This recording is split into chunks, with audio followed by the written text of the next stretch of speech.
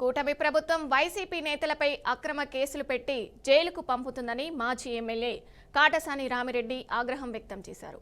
నెల రోజుల కొద్దీ జైల్లోనే ఉండేలా ప్రభుత్వం ఇబ్బంది పెడుతున్నారన్నారు. ప్రజలు ఇచ్చిన అధికారంతో అమరావతి పేరు చెప్పి స్వప్రయోజనాల కోసం వాడుకుంటున్నారని మండిపడ్డారు. ఏపీలో రెడ్ బుక్ రాజ్యాంగం నడుస్తుందన్న బనగానపల్లె వైసీపీ మాజీ ఎమ్మెల్యే కాటసాని రామిరెడ్డితో మా ప్రతినిధి బసవరాజ్ ఫేస్ టు ఫేస్.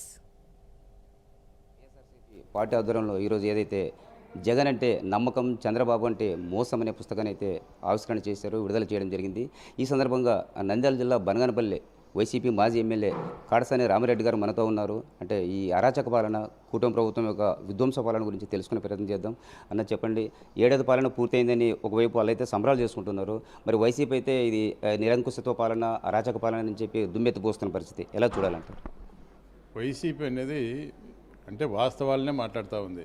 ఈ రాష్ట్రంలో జరుగుతున్నటువంటి అరాచకం అయితేనేమి, అవినీతి అయితేనేమి ఈరోజు తారస్థాయికి చేరింది. కాబట్టి ఈ సంవత్సరాల కాలంలో మరి ఇక్కడ ఏమి సంక్షేమ కార్యక్రమాలు చేసినారు, ఏమి అభివృద్ధి చేసినారు, ఏ విధంగా రెడ్ బుక్ పరిపాలన ఉంది అనే విషయాల మీద మరి దాదాపు 17 అంశాలతో కూడినటువంటి ఒక బుక్లెట్ ఏర్పాటు చేసి వైఎస్ఆర్ పార్టీ ఈరోజు జిల్లా హెడ్ క్వార్టర్లో జిల్లా అధ్యక్షులు వారి ఆధ్వర్యంలో ఈరోజు పుస్తకావిష్కరణ చేయడం జరిగింది.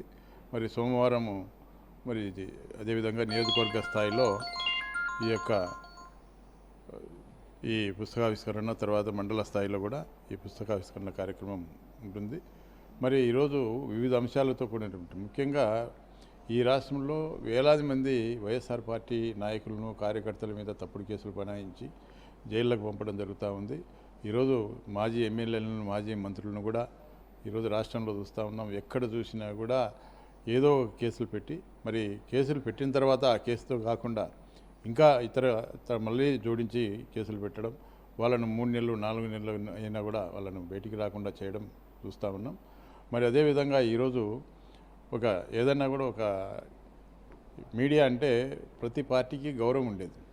ఈరోజు మీడియాకు సంబంధించిన సీనియర్ జర్నలిస్టు కొమ్మినేని శ్రీనివాసరావు గారిని కూడా ఈరోజు జైలుకు పంపడం అనేది చాలా బాధాకరమైన విషయం.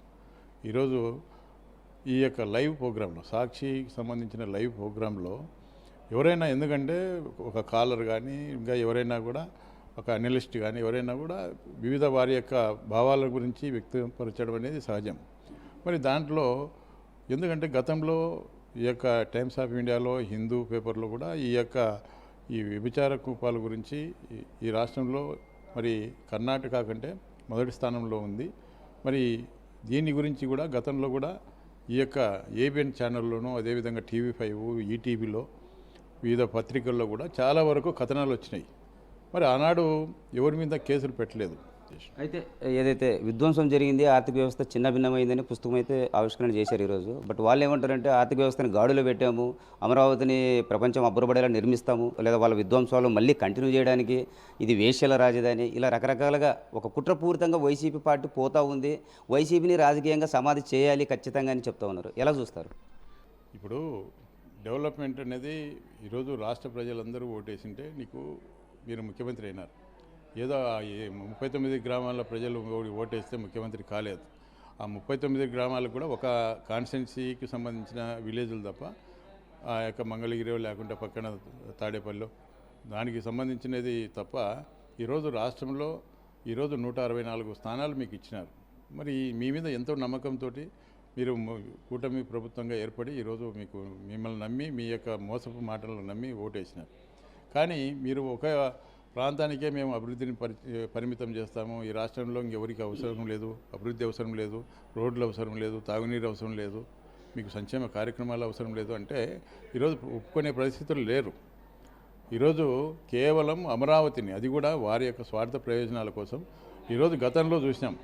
ఎప్పుడైనా కూడా ఒక కిలోమీటర్కు ఒక 4 కోట్ల 5 కోట్లు ఒక బీటీ రోడ్డు వేస్తే, దానికి ఒక డబుల్ రోడ్డు కానీ 4 లైన్ రోడ్డు కానీ వేస్తే అంతవరకు 10 కోట్ల లోపల అయ్యేది. కానీ ఇది ఏకంగా ఒక బీటీ రోడ్డు ఒక కిలోమీటర్కు 52 కోట్లు ఖర్చు పెడతా ఉన్నారంటే మరి ఏ విధంగా అవినీతి జరుగుతూ ఉంది, ఎంత పెద్ద ఎత్తున అవినీతి జరుగుతూ ఉంది.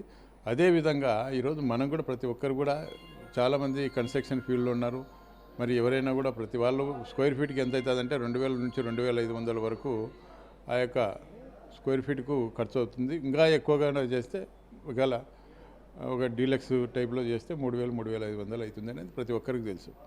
ఈరోజు ఒక స్క్వేర్ ఫీట్కు అక్కడ 12,000 రూపాయలు, 12,000 నుంచి 14,000 రూపాయలు ఖర్చు పెడతా ఉన్నారు. మరి ఈ డబ్బు అంతా ఎందుకు దుర్వినియోగం చేస్తూ ఉన్నారు? ఈరోజు మీరు అప్పులు తీసుకొస్తున్నారు. ఎవరు రేపు అప్పులు కట్టవలసింది ఎవరు? ప్రజలు. మీరు బీటీ రోడ్ అంటే గుర్తొచ్చింది. మొన్న 15 రోజుల క్రితం డోన్ నియోజకవర్గం పేపర్లో ఒక 4 కోట్లతో బీటీ రోడ్ వేశారన్న. ఈ 2 రోజుల క్రితం వచ్చిన వర్షానికి మొత్తం కొట్టుకుపోయింది. మీరు ఎట్లా చూస్తారు? ఎందుకంటే ఈరోజు ఒక రోడ్డు వేస్తే ఆ రోడ్డుకు సంబంధించి అక్కడ స్థానికంగా ఉండే నాయకులకు పర్సంటేజీలు అడుగుతూ ఉన్నారు.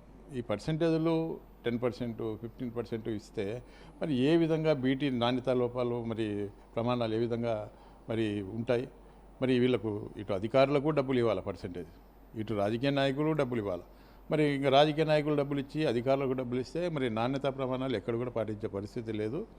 అది బీటీ బదులు తారు బదులు బూడి చేసి దాంట్లో రోడ్డు వేసినారు కాబట్టి ఆ రోడ్డు ఆ విధంగా చెడిపోయింది.